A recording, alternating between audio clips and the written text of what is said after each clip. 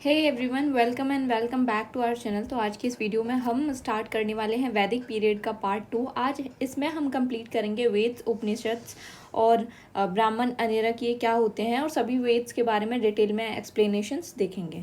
ठीक है, तो फिर स्टार्ट करते हैं। तो यहाँ पे सबसे पहले हम देख रहे हैं दो टाइप के वैदिक टेक्स्ट हैं, एक है श्रुति और एक है स्मृति। श्रुति से हमें क्या समझ में आ रहा है? श्रुति, ये हमने देखा था ना, वेदों को भी श्रुति बोल रहे हैं। तो श्रुति का मतलब है जो चीज़ हम सुन सकें, सुन के जो एक जनरेशन से दूसरी जनरेशन में ट्रांसफर हो रही है, वो है श्रुति। और स्मृति है विच इज़ रिमेंबर्ड। ठीक है, श्रुति में देखें तो श्रुति में 4 वेद्स हैं, ब्राह्मण्स हैं, अरण्यका हैं और उपनिषद हैं। और स्मृति में क्या आते हैं? स्मृति में इतिहास आता है, जैसे कि रामायण महाभारत का, पुराण जैसे शिव पुराण, विष्णु पुराण, भगवत पुराण। सूत्रज में आ रहे हैं धर्मसूत्र, मनुस्मृति, नारद स्मृति। तो ये सभी जो है यहाँ स्मृति में आते हैं। ठीक है, अब हम वेद देखते हैं। तो वेद जो है कितने प्रकार के? तो 4 प्रकार के जो है वेद हैं, जिसमें पहला है ऋग्वेद, दूसरा है यजुर्वेद, तीसरा है सामवेद और चौथा है अथर्ववेद। ठीक है, ऋग्वेद अर्ली वैदिक टाइम में लिखा गया है, बाकी सब जो है लेटर वैदिक टाइम में लिखे गए हैं। ऋग्वेदिक जो है उसे वेद ऑफ प्रेज भी बोलते हैं, क्योंकि इसमें प्रार्थनाएं का संकलन है, इसमें मंत्र हैं, ठीक है, और प्रार्थनाएं हैं। यजुर्वेद है वेद ऑफ रिचुअल्स, क्योंकि यजुर्वेद में क्या दिया गया है? बलि, यज्ञ एटसेट्रा के बारे में बताया गया है।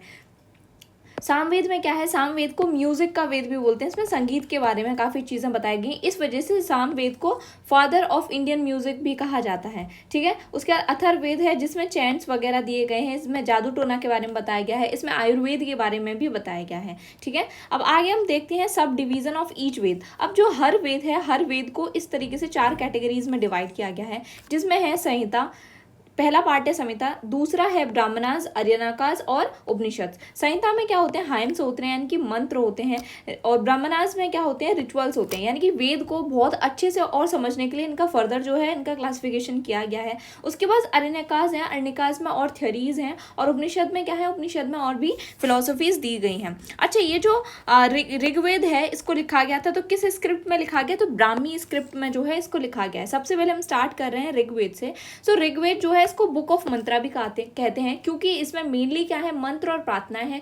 वो मंत्र जो डिफरेंट टाइप के जो है रिचुअल्स पे फॉलो होती हैं, जैसे विवाह के समय कौन से मंत्र को यूज किया जा रहा है, जन्म के समय कौन से मंत्र हैं, हम भगवान से प्रार्थना के समय कौन से मंत्र का प्रयोग कर रहे हैं, तो सभी मंत्रास दिए गए हैं। ठीक है, ये जो है पहला और सबसे ओल्डेस्ट स्क्रिप्चर्स है। ठीक है, सबसे पहला और ओल्डेस्ट स्क्रिप्चर है। ठीक है, और इसमें जो है वैदिक संस्कृत के जो हाइम्स हैं वो 1028 सूक्त हैं। ठीक है, ये याद रखना है, और 10,600 वर्सेस हैं इसमें 10 बुक भी लिखी गई हैं, 10 मंडल पे बुक्स लिखी गई हैं, जिसमें हर एक में 1000 हाइम्स हैं, जिसमें 2 से जो 7वां मंडल है वो सबसे पहले लिखे गए हैं, जबकि 1 और 10 जो है वो बाद में एड ऑन किए गए हैं। अच्छा, कोई व्यक्ति है वो इस ऋग्वेद को पढ़ रहा है, तो उस पढ़ने वाले को क्या बोलेंगे? होत्र।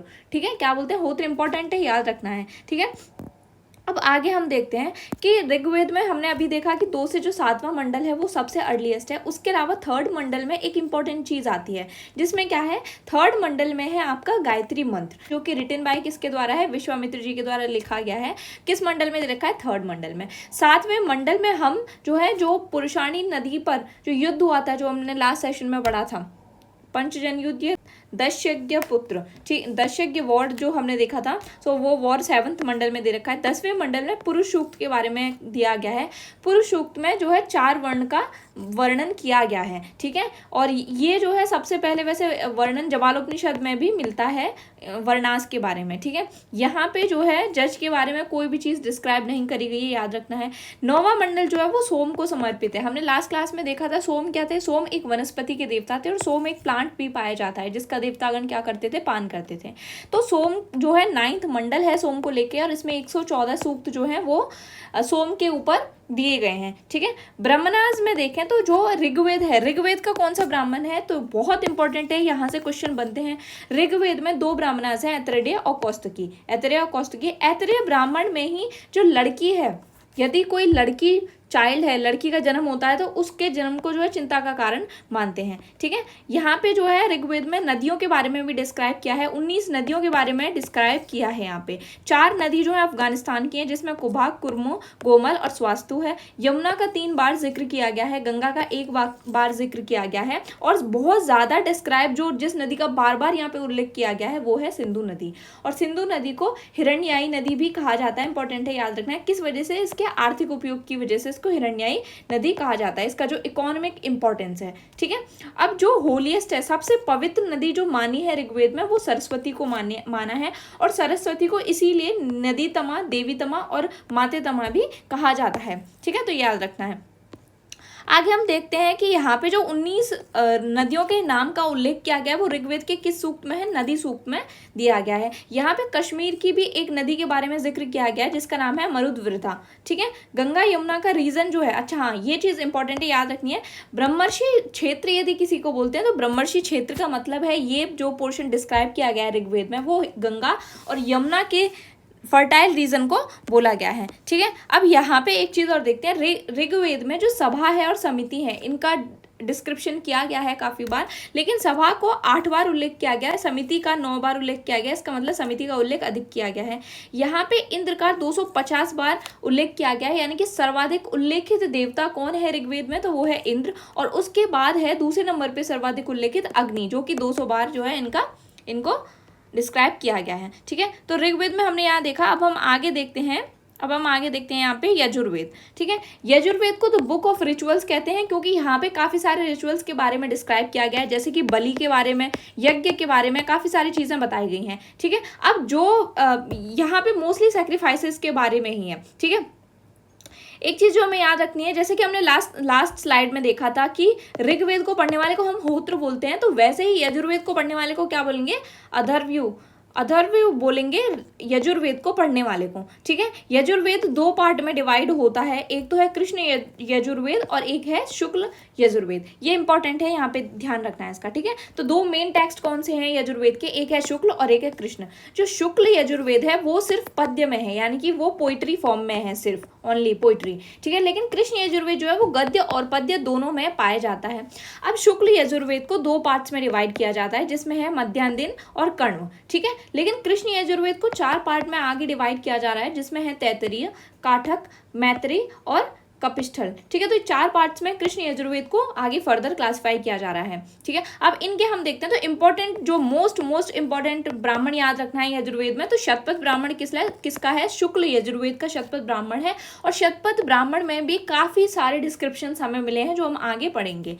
ठीक है, और हाँ, अब हम संहिता देखते हैं। जो शुक्ल यजुर्वेद है इसकी संहिता को क्या बोलेंगे, तो वात्स्यनेयी, इसकी संहिता को क्या बोलते हैं, वात्स्यनेयी संहिता कहा जाता है। ठीक है, लास्ट पार्ट ऑफ यजुर्वेद का जो अंतिम भाग है उसको ईशानोपनिषद कहा जाता है, तो इसको भी हमें ध्यान रखना है। ठीक है, यहाँ पे यदि हम देखें तो देखो 1975 वर्सेस जो हैं इसके हैं। ठीक है, अब आगे हम देखते हैं शतपथ ब्राह्मण के बारे में। तो शतपथ ब्राह्मण जो कि किसका है, शुक्ल यजुर्वेद का है, तो उसमें देखो अर्धांगिनी किसको बोला गया है, वाइफ को अर्धांगिनी बोला गया है। 12 जो रत्नी है उनके बारे में उल्लेख यहाँ पे मिलता है, तो कहाँ मिलेगा, शतपथ ब्राह्मण में। ठीक है, राजसूय यज्ञ के बारे में भी डिस्क्राइब किया गया है, जिसमें 17 बार क्या किया था, जल से राजा का अभिषेक किया जाता है। रीबर्थ का कॉन्सेप्ट मिलता है, यानी कि पुनर्जन्म, ये इंपॉर्टेंट है, काफी बार पूछा गया है कि पुनर्जन्म का सिद्धांत, ये पुनर्जन्म का कॉन्सेप्ट, रीबर्थ कॉन्सेप्ट कहाँ मिल रहा है, शतपथ ब्राह्मण में मिल रहा है। ठीक है, उसके बाद कुरु और पांचाल जो है इनको बहुत ही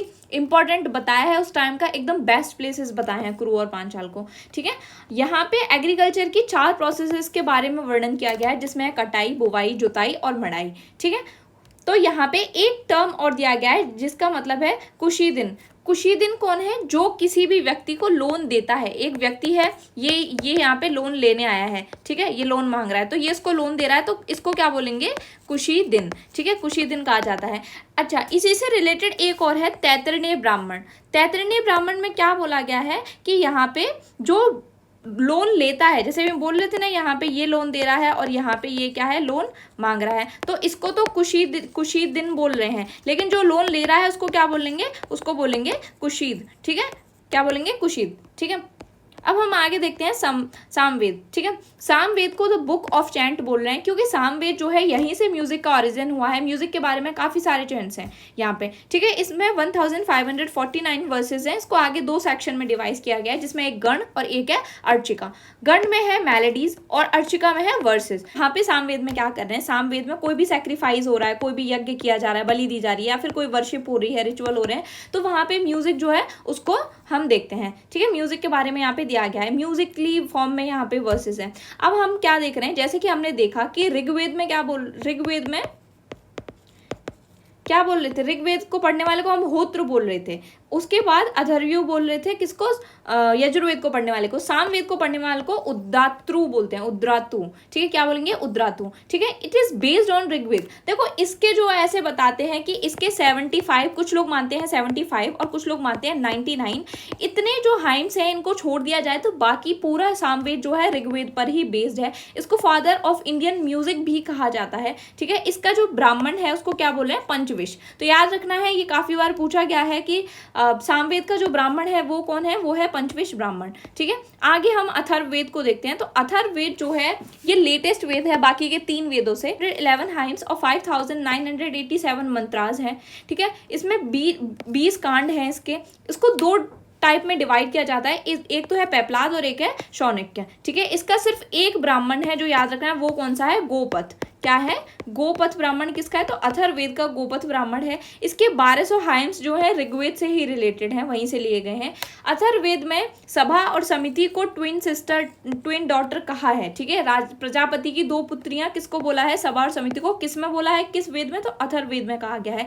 यहाँ पे हम देखते हैं औषधियों के बारे में हमें जानकारी मिलती है, जिसमें हमें आयुर्वेद के बारे में भी कहाँ डिस्क्रिप्शन मिलता है, अथर्ववेद में। और जादू टोने के बारे में भी अथर्ववेद में ही डिस्क्रिप्शन मिलता है, ठीक है। अब हम आगे देखते हैं संहिता क्या होती है। संहिताएं जो होती हैं वेद का प्रथम भाग होती है। यहाँ पे क्या होता है, मंत्रों का संग्रह होता है, ठीक है।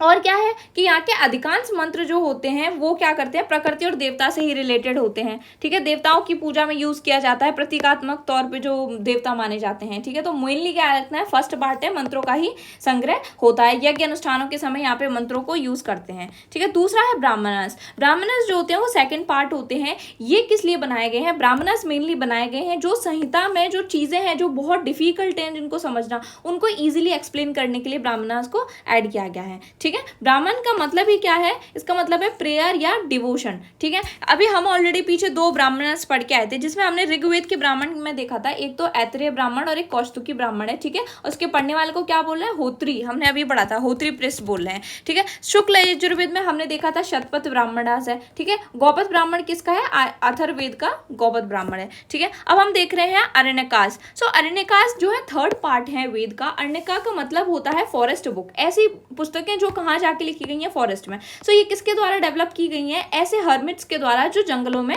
रहते थे। अब आगे हम देख रहे हैं उपनिषद। सो उपनिषद का मतलब क्या है, उपनिषद, ठीक है। उप का मतलब है करीब आना, किसके करीब आना, इसका मीनिंग है to sit down near someone. Near someone में यहाँ गुरु मान लेते हैं, आचार्य मान लेते हैं, अपने गुरु के पास बैठकर सीक्रेट नॉलेज गेन करना, स्टूडेंट्स जो है बैठते हैं, ठीक है। सो ये क्या होते हैं, उपनिषद जो है फिलोसफिकल और स्पिरिचुअल टेक्स्ट होते हैं एंशियंट टाइम के, ठीक है। 108 उपनिषद है। तो याद क्या रखना है, कितने उपनिषद है टोटल, 108 उपनिषद हैं। उपनिषद जो होते हैं डिफरेंट वेद से जो है कनेक्टेड होते हैं, जैसे ऐतरेय है, केन है, ईशा है, कथा है और कठ है। कठ किसका है, कृष्ण यजुर्वेद का, प्रश्न है, ठीक है। तो उपनिषद क्या कर रहे हैं, उपनिषद की लैंग्वेज कैसी है, तो इनकी लैंग्वेज जो है क्लासिकल संस्कृत है। उपनिषद जो होते हैं डिफरेंट टाइप की सेरेमनीज और सैक्रिफाइसेस को इन्होंने कम इंपॉर्टेंस दिया है, ठीक है। उपनिषद ने, उपनिषद मेनली जो डिस्कस कर रहे हैं वो किस तरीके से ब्रह्मांड बना है, कर्म का क्या प्रिंसिपल है, क्या डॉक्ट्राइन है, और गॉड और सोल के बीच में क्या चीजें हैं, उन चीजों को जो है इन्होंने बताया है। यहाँ पे क्या है, इनका लाइफ का जो गोल है वो क्या है, टू अटेनिंग द मोक्ष, मोक्ष प्राप्ति करना through meditation and self control meditation के थ्रू क्या करना है, मोक्ष को प्राप्त करना है, ठीक है। अब हम यहाँ एक चीज देखते हैं कि भारत का जो एक नेशनल मोटो है सत्यमेव जयते, वो मुंडकोपनिषद से लिया गया है। किस उपनिषद से लिया गया, इंपॉर्टेंट है, मुंडकोपनिषद से लिया गया है, ठीक है। सो आगे हम देखते हैं एक चीज, पुराण कितने हैं, पुराण स्मृति में आते हैं और ये 18 महापुराण लिखे गए हैं। यहाँ पे जो एक इंपॉर्टेंट चीज लिखनी है, याद रखनी है, वो याद रखनी है कि विष्णु पुराण जो है, विष्णु पुराण से हमें मौर्य वंश के बारे में जानकारी मिलती है, जबकि वायु, विष्णु और ब्राह्मण से गुप्त वंश की जानकारी मिलती है। कौन कौन से पुराण, वायु पुराण, विष्णु पुराण, ब्राह्मण पुराण से गुप्त वंश की जानकारी मिलती है और वायु पुराण से गुप्त वंश के शासन व्यवस्था पर प्रकाश पड़ता है। तो ये चीज हमें याद रखनी है। आगे हम एक चीज और देखें, वेदांग। सो वेदांग में याद रखना है, वेदांग जो होते हैं क्या होते हैं कि जो वेद में नॉलेज है उसको और अच्छे से और क्लैरिफाई तरीके से हम समझ सकें, उसके लिए इनको जो है बनाया गया है। 6 वेदांग होते हैं, 6 वेदांग, हमें सिर्फ इतना ध्यान रखना है कितने टाइप के 6 वेदांग हैं, कौन कौन से हैं, जिसमें है कल्प, शिक्षा, व्याकरण, ज्योतिष, निरुक्तम और छंद। ये 6 का 6 नाम याद रखना है, ये क्वेश्चन आ सकता है यहाँ से, ठीक है। आगे हम एक चीज और देखते हैं, यहाँ पे कुछ दर्शन की बात करते हैं। किसकी दर्शन की बात करते हैं? जो लिखे हैं, मतलब किस दर्शन के जो है कौन मेन ऋषि हैं, ठीक है। सांख्य दर्शन के हैं महर्षि कपिल, योग दर्शन के महर्षि पतंजलि, न्याय दर्शन के हैं महर्षि गौतम, मीमांस दर्शन के हैं जैमिनी, वेदांत दर्शन के हैं महर्षि व्यास और वैशेषिक दर्शन के हैं कणाद, ठीक है। तो इनको इंपॉर्टेंट है, इन सभी को याद रखना है, मोस्ट इंपॉर्टेंट है, यहाँ से क्वेश्चन फ्रेम होते हैं, ठीक है। आगे हम 1-2 फैक्ट्स और देख लेते हैं यहाँ पे। हाँ देखो, ऋग्वेद के जो 10 मंडल है, 10 मंडल की रचयिता कौन है उनके बारे में दिया गया, तो एक बार हम गो थ्रू हो जाते हैं यहाँ से। फर्स्ट है प्रथम मंडल, जिसके रचयिता है मधुक्षमदमा या मेधातिथि। द्वितीय मंडल के हैं गृत्समद, थर्ड मंडल के हैं विश्वामित्र और चतुर्थ मंडल जो है उसके कौन है? वामदेव, ठीक है। पंचम मंडल के हैं अत्रि, षष्ठम मंडल के हैं भारद्वाज, सप्तम मंडल के हैं वशिष्ठ और अष्टम मंडल के हैं कण्व और अंगिरस। 9th मंडल में भी बताना है क्या पढ़ा था। 9th मंडल में अंगिरस और अन्य ऋषि हैं। 10th मंडल में क्या है? विमदा, इंद्रा और शाची और अन्य हैं, ठीक है। अब हम यहाँ पे, वैसे हमने ऑलरेडी इसके ऊपर एक शॉर्ट्स बना रखी है, लेकिन हम एक बार और देख लेते हैं कि ऋग्वैदिक टाइम पे जो नदियां थी उनके प्राचीन नाम क्या थे, जो अभी आधुनिक नाम है। तो वर्तमान में जो चिनाब है उसका प्राचीन नाम है अस्किनी, व्यास का है विपासा, रावी का है पुरुषानी, झिलम का है वितस्ता, काबुल का है कुबा, कुर्रम का है क्रुमु, गोमल का है गोमती और स्वात का है सुवास्तु, गंडक का है सदानीरा और सतलज का है शत्रुदी, घग्गर का है दृश्यस्ती और हाँ ऑलमोस्ट हो चुका है, ठीक है। तो इतनी ही टोटल नदियां थी और हमने यहाँ पे कंप्लीट कर ली, जिनके बारे में डिस्क्राइब किया गया है ऋग्वैदिक टाइम। तो ये इंपॉर्टेंट है, याद रखना है कि इन्हें जो है आधुनिक नाम इनके ये हैं, लेकिन प्राचीन ऋग्वैदिक नाम इन नदियों के क्या थे, ठीक है। शतपथ ब्राह्मण में 12 रत्नियों का उल्लेख किया है, इसे और एक बार देख लेते हैं। तो इसमें कौन कौन है? जिसमें है पुरोहित, सेनानी, ग्रामिणी, महिषी, सूत, संग्रहिता, भागदू, अक्षवाप और क्षात्री दत्ता। इसमें ऑलमोस्ट हम चीजें पढ़ चुके हैं, लेकिन जो चीज नहीं पढ़ी वो देख लेते हैं एक बार। पुरोहित क्या है? पुरोहित राजा का प्रमुख परामर्शदाता होता है, यानी कि पुरोहित राजा को एडवाइस देने का काम करता है। सेनानी कौन होता है? सेना का प्रमुख होता है, हमने देखा था। आर्मी किस टाइप की होती है? तो आर्मी मस्टर आर्मी होती है, स्टैंडिंग आर्मी नहीं होती है। जिस समय वॉर की जरूरत होती है उस समय ही तुरंत जो है सेना बनाई जाती है। ग्रामीणी कौन है? ग्रामीणी है गांव का मुखिया। महिषी कौन होती है? राजा की पत्नी, यानी कि रानी जो होती है, क्वीन, उसको क्या बोल रहे हैं? महिषी। सूत कौन होता था? रथ सेना का नायक। जो रथ सेना होती थी उसका जो भी चीफ होता था उसको सूत बोलते थे। संग्रहिता कौन होता था? कोषाध्यक्ष। भागदू क्या है? भागदू है कर टैक्स को जमा करने वाले अधिकारी को भागदू बोल रहे हैं, ठीक है। अक्षवाप किसको बोल रहे हैं? जो भी आय व्यय की गणना कर रहा है। क्षात्रीय शता कौन होता था? प्रतिहारी या तौवारिक। हम ऑलमोस्ट इन कुछ टर्म्स को पढ़ चुके हैं लास्ट सेशन में, ठीक है।